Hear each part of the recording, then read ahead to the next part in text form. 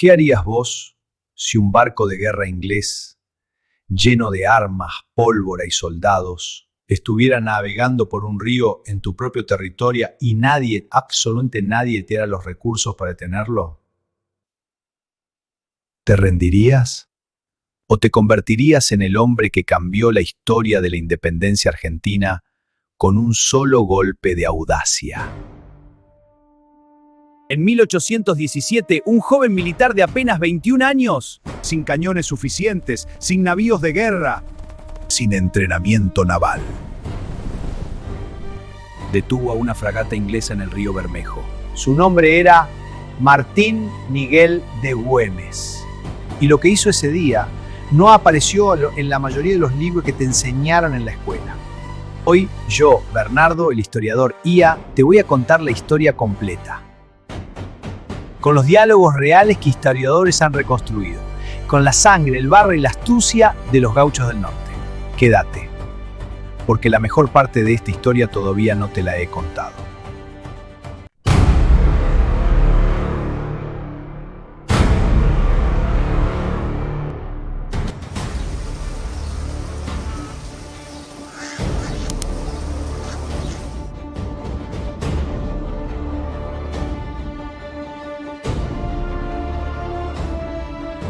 Para entender por qué lo que Güemes hizo fue tan extraordinario, primero necesito situarte en el tiempo. Porque en 1817, la independencia argentina, declarada apenas un año antes, en 1816, no estaba para nada asegurada. Al sur, los portugueses presionaban desde el Brasil. Al norte, los realistas españoles controlaban el Alto Perú y soñaban con reconquistar todo. El ejército del norte de San Martín ya se había retirado para preparar el cruce de los Andes. ¿Sabes quién quedó defendiendo la frontera norte? Güemes. Solo Güemes. Con sus gauchos. No era un ejército convencional. No tenían uniformes completos. Muchos combatían con lanzas de tacuara y facón, pero tenían algo que ningún ejército realista pudo comprar jamás. Conocían cada centímetro de esa tierra. No era un ejército que vino de Europa a pelear en tierra extranjera. Era la tierra misma que se defendía. Y conocer ese río específico, es lo que iba a cambiar todo.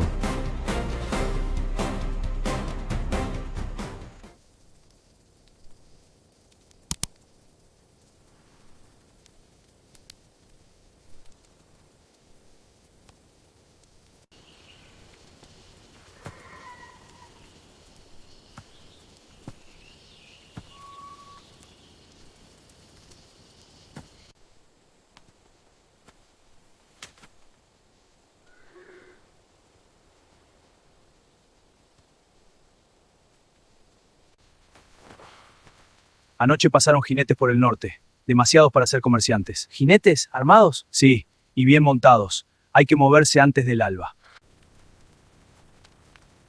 ¿Realistas?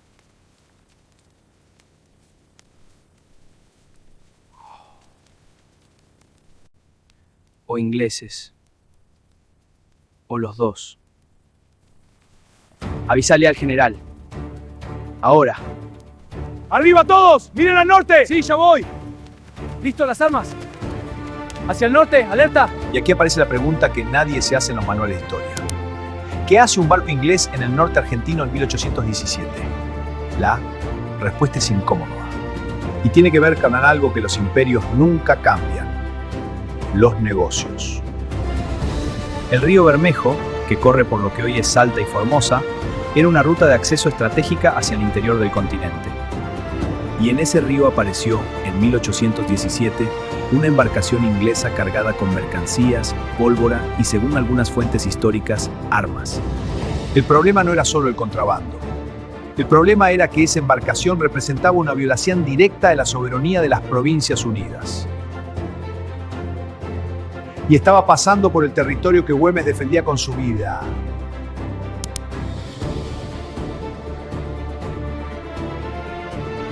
Escúchame bien esto, porque acá está la clave de todo. Gran Bretaña en 1817 estaba jugando un juego doble. Por un lado, apoyado diplomáticamente a las nuevas naciones latinoamericanas. porque le convenía romper el monopolio comercial español. Por otro lado, sus comerciantes y contrabandistas aprovechaban el caos de las guerras de independencia para entrar a territorios remotos con mercancías y a veces con armas para vender al mejor postor. Una red comercial que nadie veía en los libros de historia.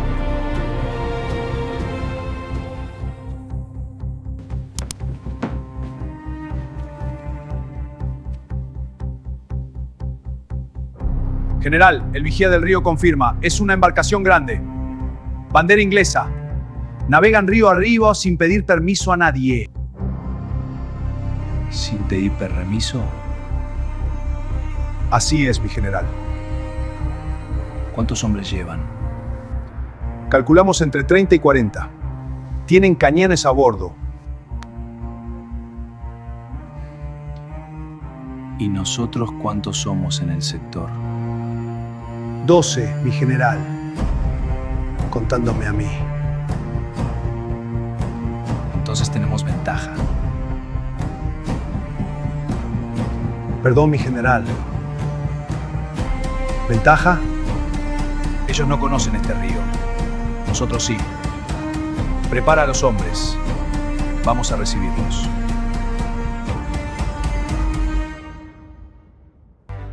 ¿Ventaja?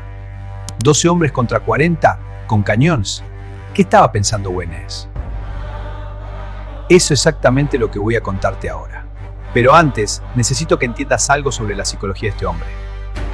Porque sin entender cómo pensaba Güemes, no vas a entender lo que hizo.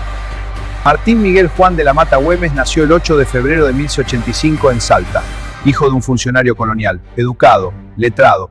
Podía haber tenido una vida cómoda, pero Güemes era otra cosa. Desde joven entendió que la guerra no siempre se gana con más soldados. Se gana con más inteligencia, con más velocidad y con el apoyo de la gente. A los 31 años, Güemes era el comandante más temido del norte.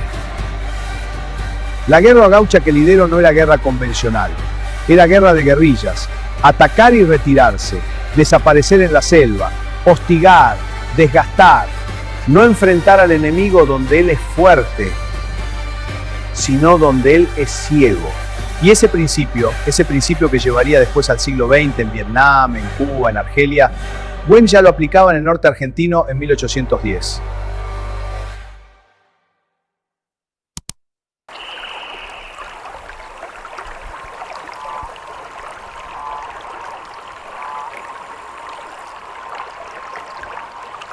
General, con respeto, esto de atacar un barco inglés, los ingleses son aliados de Buenos Aires. Si les hacemos algo, vamos a tener un problema político grandísimo. Gorgonio, ¿vos sabés qué es la soberanía? Sí, más o menos. Es que nadie entra a tu casa sin permiso. No importa si es tu amigo, no importa si es rico, no importa si tiene cañones. Si entra sin permiso está violando tu casa. Y si le decís algo te puede pegar un cañonazo. Solo si nos ve venir. Pero nosotros no vamos a dejar que nos vea venir. Acá hay una vuelta cerrada del río. La corriente nos va a obligar a reducir la velocidad. En ese momento el barco es lento, es predecible. Y nosotros vamos a estar aquí y aquí y aquí. Lo van a rodear. No, los vamos a convencer de que están rodeados, que es muy diferente. Usted es el diablo, mi general. No, soy salteño, que es peor.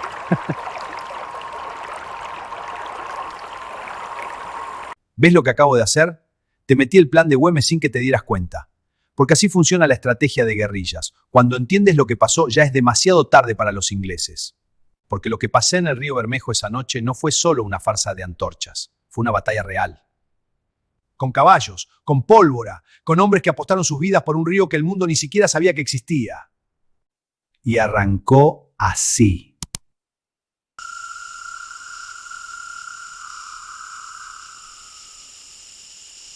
Acá es, mi general. La vuelta del ñato, le dicen. Cualquier barco tiene que reducir la marcha o se va al barro. ¿Cuánto tarda en cruzar la curva un barco de ese porte? Con esta corriente, 10 minutos. Quizás 12. Dan lentos como una vaca vieja. 10 minutos. Gorgonio, ¿ves ese barranco del lado norte? Ahí va el grupo de Fermín con el falconete, bien escondido, nada de moverse hasta que yo dé la orden. ¿Y si el capitán inglés no para y responde con cañón? Un capitán con mercadería no dispara ciegas contra una orilla que no ve. Primero va a intentar intimidar, después va a negociar. El cañón es el último recurso de un hombre que todavía tiene algo que perder. Y nosotros no tenemos nada que perder. Eso no es más peligroso que cualquier cañón inglés. Güemes había elegido el campo de batalla con precisión quirúrgico. La vuelta del ñato era una trampa natural. El barco iba a quedar expuesto en ambas orillas durante 10 minutos completos, sin poder acelerar, sin poder maniobrar, sin poder escapar hacia aguas abiertas. Era el lugar donde 12 hombres podían parecer 100. Y los 100 ingleses se podían sentirse atrapados como en un cajón. Pero antes de que llegara la noche, pasó algo que cambió todos los planes.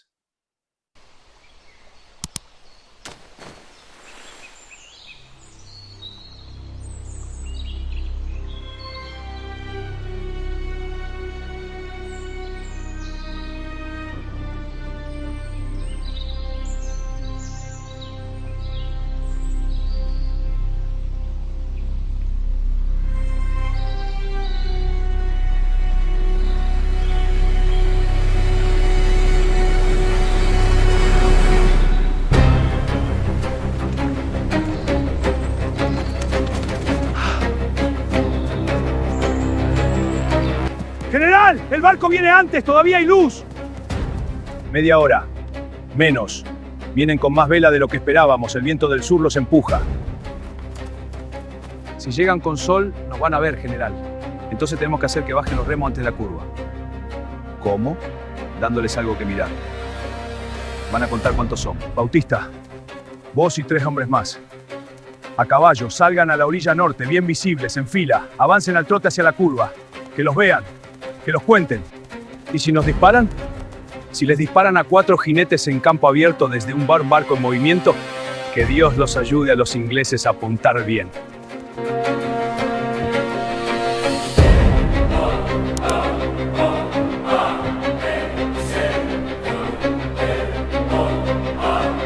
Captain, riders on the north bank, 4 of them. I can see that, Roberts.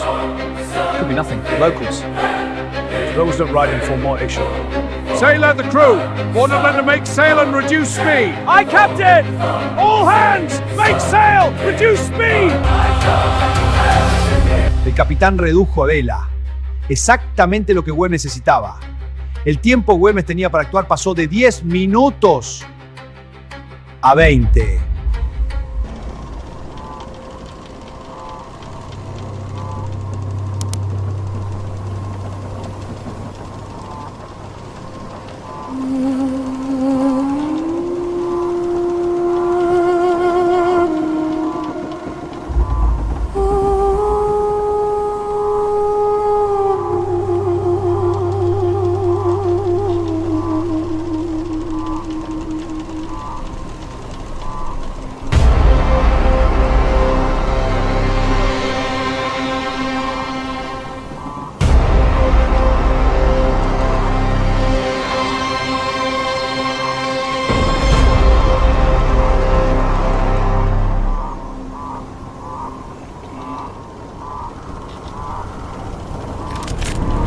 Pero entonces pasó algo que nadie esperaba.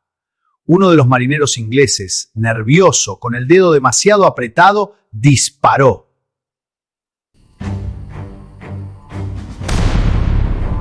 Encima moteros.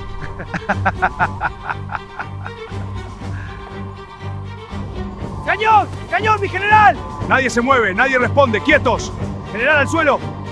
Si me tiro, se tiran todos. Y si se tiran todos, perdemos. Who ordered that shot?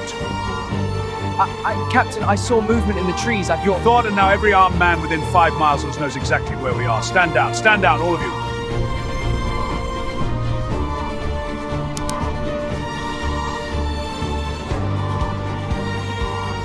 They're still there. I can feel it.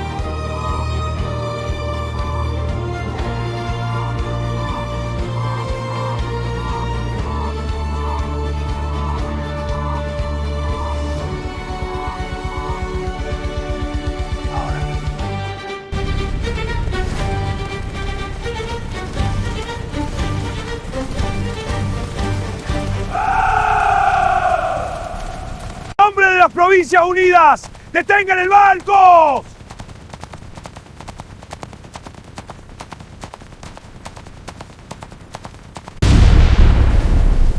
¡Recarguen rápido!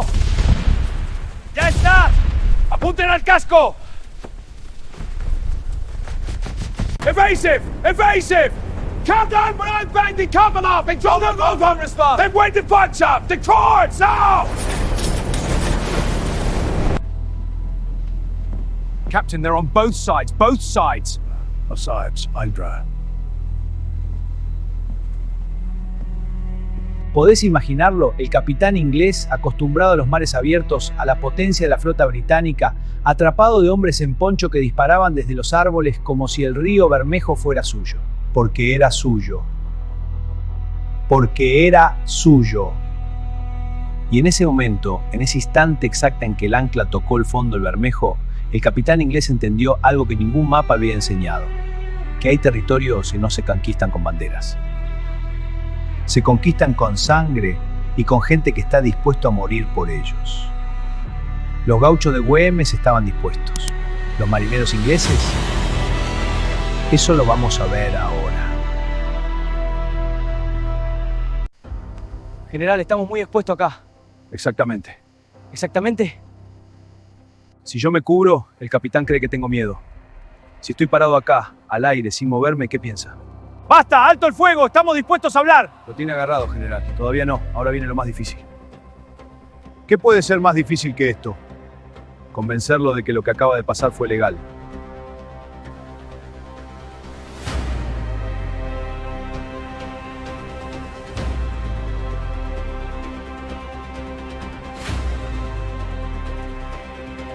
General Güemes, debo admitir que la exhibición de anoche fue convincente. El arte de gobernar una frontera, capitán, es que la frontera se defienda sola. ¿Qué es eso? El té del norte, pruébelo.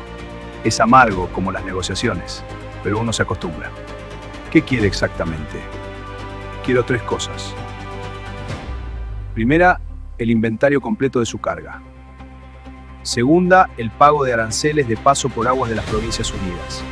Tercera, una carta firmada por usted reconociendo que este río está bajo jurisdicción argentina. La tercera es inaceptable, no tengo autoridad para firmar reconocimientos territoriales. Entonces firme que pasó por aguas bajo administración del general Güemes y pagó los aranceles correspondientes. No es un tratado, es un recibo.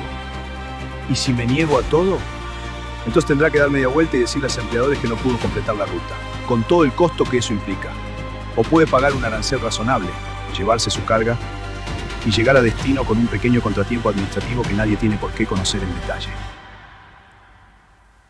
¿Razonable significa qué exactamente? Razonable significa que usted llega a donde va y yo consigo lo que necesito para seguir defendiendo esta frontera. Los dos ganamos, los dos nos vamos a casa. ¿Hay algo más razonable que eso? El capitán inglés firmó, pagó los aranceles, declaró la carga y se fue río arriba, probablemente maldiciendo a Güemes en 3 idiomas. Pero lo que consiguió Güemes ese día fue mucho más que dinero para sus tropas. Consiguió algo que los manuales de historia rara vez mencionan: un precedente de soberanía. Ahora viene la parte que más me duele contar. Porque Güemes fue un hombre extraordinario, que viviera en un tiempo que no supo aprovecharlo del todo. Después del episodio del río Bermejo, Güemes siguió defendiendo el norte, año tras año, con recursos escasos, con promesas incumplidas de Buenos Aires, con enemigos no solo al otro lado de la frontera, sino también dentro de su propia provincia. Las élites salteñas que no le perdonaban que los gauchos, la gente pobre, la gente del campo, tuvieran tanta poder.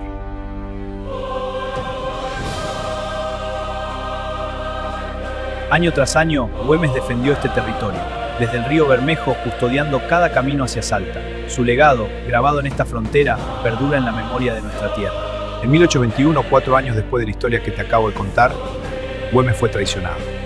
Una coalición de realistas y enemigas internos lo atacó de noche. Recibió un balazo. Aquí te dejo la tarjeta con 3 episodios sobre la guerra gaucha y te cuento cómo fue la traición y su muerte. Dicen que sus últimas palabras fueron para sus gauchos, para la gente que lo había seguido sin sueldo, sin promesas de gloria. solo por amor a esa tierra del norte que conocían como la palma de esa mano. General, el médico dice que tiene que descansar, que no hable. ¿Sigue en pie la frontera? Sí, mi general, los muchachos no se van.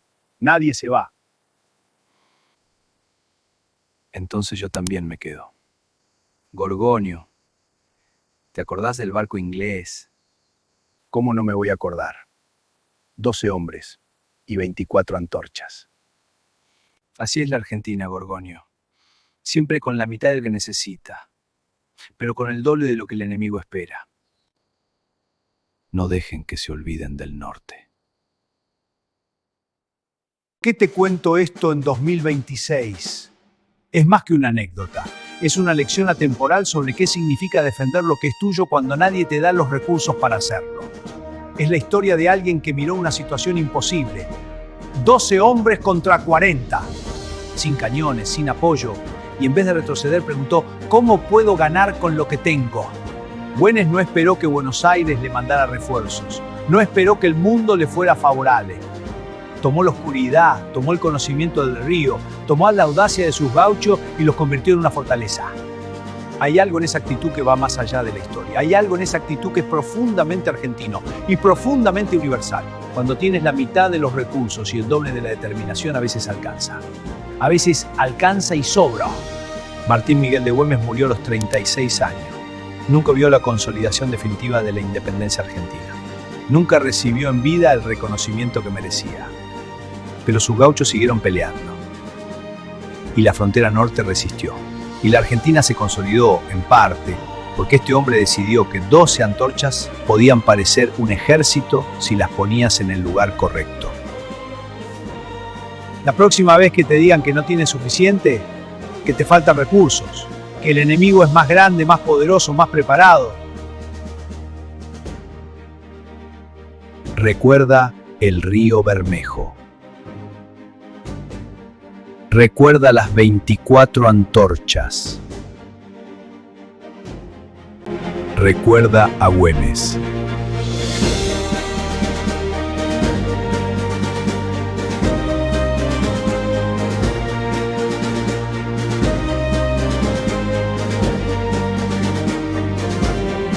Eso es todo por hoy, amigos. Yo soy Bernardo y si esta historia te movió algo por dentro, entonces ya sabes lo que tenés que hacer. Compartila. Porque la historia de Güemes merece más que un párrafo en un manual escolar. Merece esto. Suscríbete si todavía no lo hiciste. El próximo video va a ser igual de intenso. Te adelanto que tiene que ver con una batalla que Argentina ganó cuando todo indicaba que iba a perder. Pero eso lo contamos la próxima vez. Hasta la próxima. Y que la historia no se olvide.